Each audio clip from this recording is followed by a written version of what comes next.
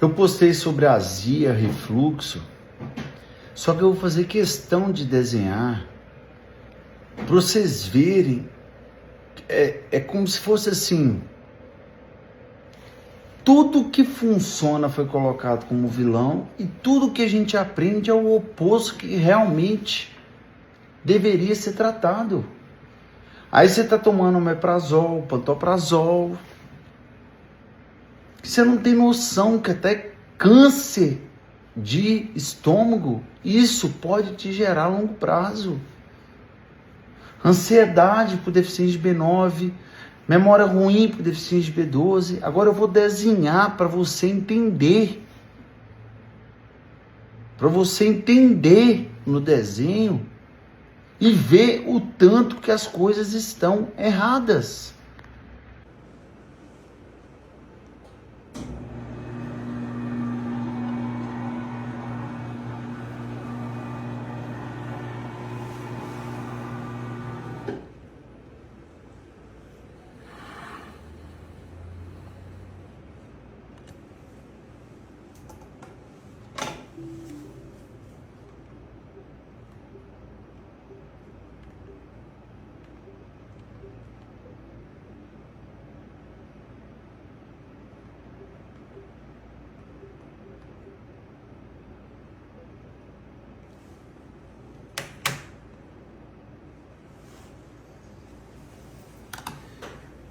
Então, eu vou desenhando no iPad, vai aparecer na TV. A primeira coisa que eu quero que vocês entendam, que aqui, ó, eu tenho um estômago. Não repare meu desenho não, meu povo. O estômago, ele é composto que essa parte aqui é o esôfago. Lelê. Isso aqui é o esôfago. Aqui eu tenho o estômago.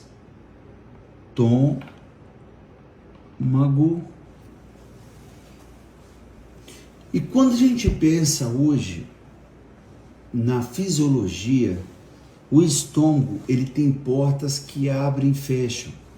Então você tem o esfíncter esofágico. O que é o esfíncter esofágico? É a comunicação do esôfago com o estômago, onde você tem essa porta que abre e fecha. E você tem a comunicação do estômago com o intestino, que é a saída do alimento do estômago para o intestino. Diferente do esôfago, o estômago ele tem uma camada de mucina, que é uma camada que protege o estômago do próprio suco gástrico que ele produz. Então, fisiologicamente, quando você come, você tem essas portas que abrem e fecham. Só que quais são as diferenças entre essas duas portas? A maneira como elas se abrem. A porta de chegada do alimento, que é a comunicação do esôfago com o estômago, ela tem uma ação neurológica. Só de você deglutir, você manda uma informação para o sistema nervoso central, a porta abre e o alimento entra. Só que a porta de saída do alimento, ela é diferente. Ela só abre quando o alimento que você come mistura com o suco gástrico que o estômago produz e consegue manter o pH ali menor do que 1,8. Então, recapitulando, eu comi, essa porta abriu para a ação neurológica, como se fosse um portão automático, o alimento entrou e misturou com o suco gástrico. Só que para a porta de saída abrir para o alimento ir para o intestino, você tem que ter o pH menor do que 1,8. Só que é muito comum hoje as pessoas terem o que a gente chama de Peraí, que ficou grosso demais. Hipocloridria, que é deficiência na produção de ácido clorídrico, principalmente pelo fato de nós brasileiros morarmos em um país tropical, onde o solo já é pobre e o sol oxida o iodo que o solo tem. Você vê quantas pessoas com tireoide aumentada, com nódulo benigno na mama ou na tireoide. E essa deficiência de iodo faz com que você não consiga produzir ácido clorídrico de forma eficaz. Isso faz que quando você come, você não consegue manter o pH do estômago menor do que 1,8. Se o pH do estômago não está menor do que 1,8, essa porta não abre. O alimento fica ali retido. Aí dá aquela má digestão, principalmente quando come carne vermelha, porque é o momento que a gente mais tende a ter necessidade de ácido clorídrico. Só que o esôfago, ele não tem essa mucina. Aí o alimento volta e começa a queimar o esôfago. Aí vem a sensação de azia, refluxo, arroto. Às vezes isso piora até à noite, porque pelo menos durante o dia você tem ajuda da gravidade. À noite não, você piora. E isso pode gerar até a diminuição do lúmen. A pessoa fala que está engasgando, ou hérnia de hiato, porque existe uma coisa que chama metaplasia. Por exemplo, quando você anda muito descalço, o pé não engrossa. Quando você volta a andar calçado, o pé não afina. Isso acontece com o esôfago. É como se ele fosse aumentando a produção de queratina devido a essa inflamação contínua, reduzindo ali o lúmen.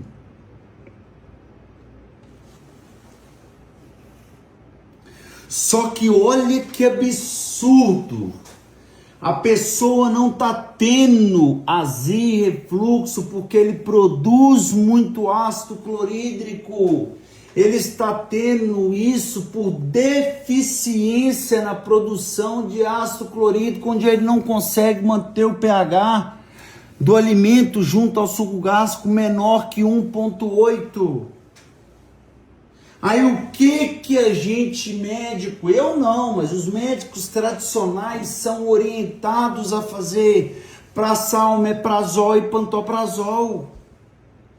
Porque aí ele zera a produção de ácido clorídrico. Zera.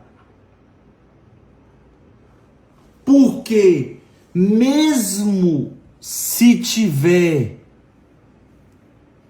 zera com o intuito de que, mesmo se essa porta não abrir, aqui ó, e o alimento voltar, você não tem ácido clorídrico suficiente para queimar o esôfago.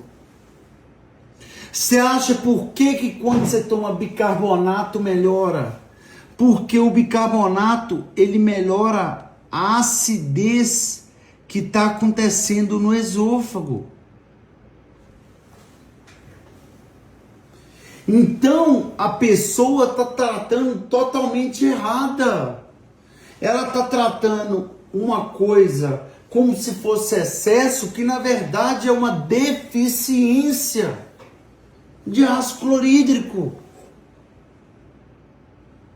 Isso pode trazer inúmeros problemas de saúde. Eu posso trazer doença autoimune por mimetismo celular. Porque como que eu vou ter um intestino doente com o estômago, com o intestino saudável com o estômago doente? Como que eu vou absorver complexo B? Aí vem a deficiência de B9.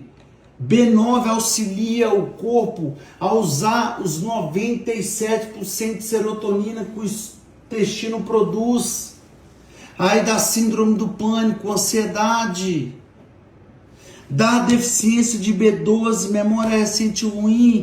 Deficiência de B1, neuralgia. Deficiência de B5, queda capilar.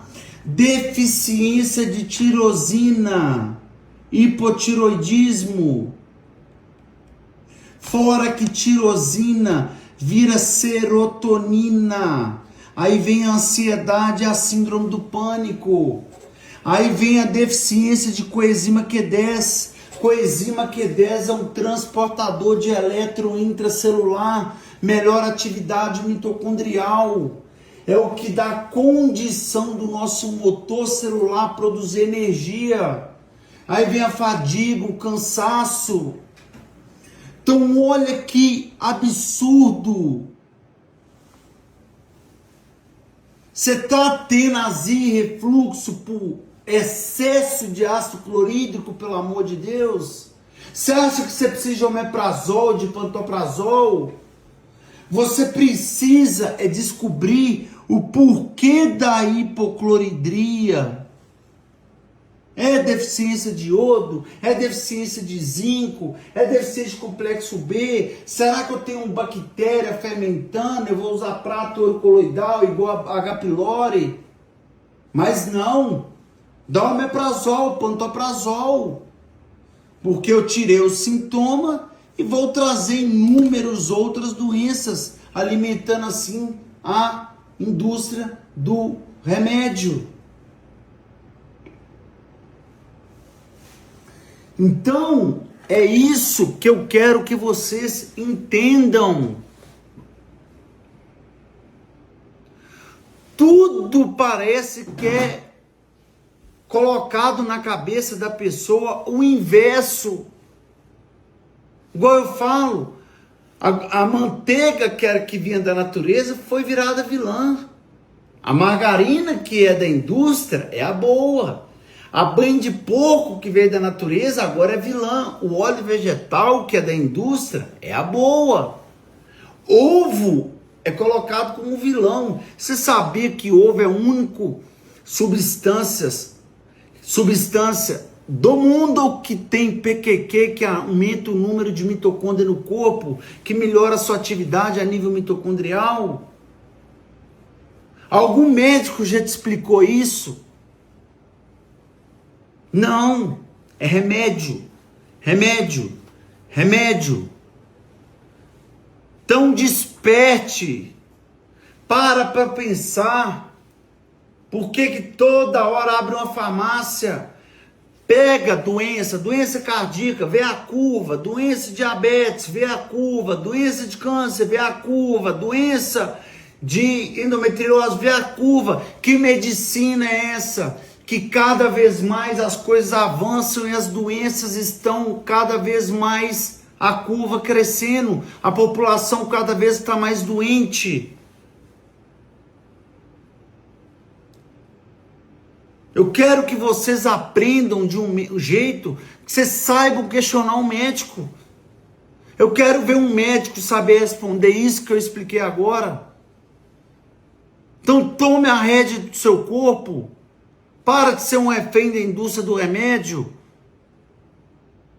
Porque isso só está acabando com a sua saúde.